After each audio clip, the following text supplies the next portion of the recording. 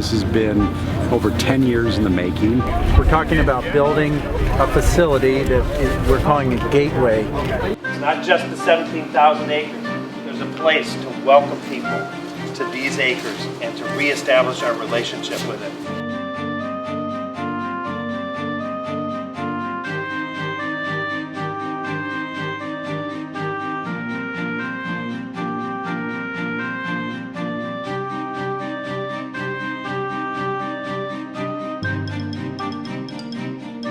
On November 8, 2013, history was made at the Detroit River International Wildlife Refuge.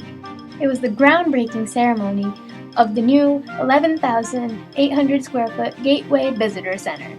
I can see Fish and Wildlife Service colleagues, I see young people, I see tribal representatives, I see citizens from the great state of Michigan and the great city of Detroit. With your help, we are recreating gathering places for people and wildlife along the Detroit River and western Lake Erie. And we are doing it in a fashion that helps make nature part of everyday urban life. I hope you have the opportunity to be here in 2 years when this visitor center opens. And what a great spot it will be, as John says, right here on the bank of the river, overlooking the river, the opportunity to see people fishing and kayaking and hiking and enjoying the outdoor environment here, and the partnership with our neighbors in Canada.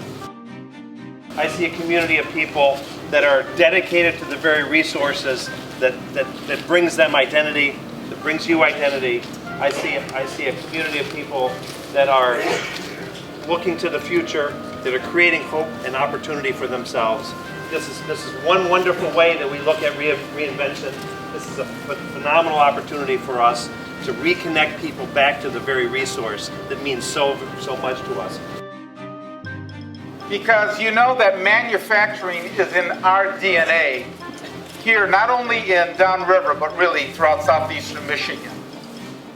And we know that sometimes there's an image that, can you ever convert over? Can there actually be a balance between what nature has given us and for manufacturing, where both can really be shining beacons for an area?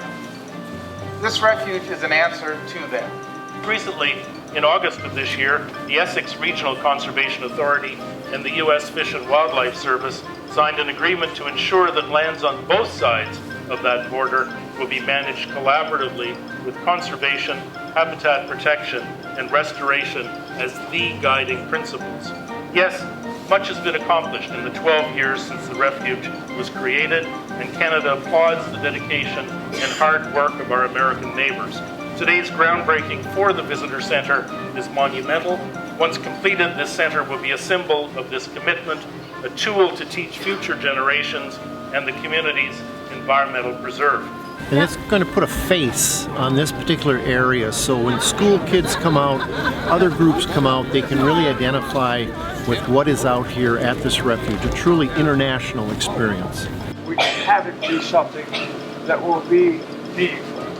Something where we will be able to educate people about what is really important about life in the downriver, about the beauties, the joy, the fish, the wildlife, the outdoors, the hunting, and all of the other things that are so precious to bring us as a people together and to bring our kids together with their parents, their grandparents, their grandkids, the whole business.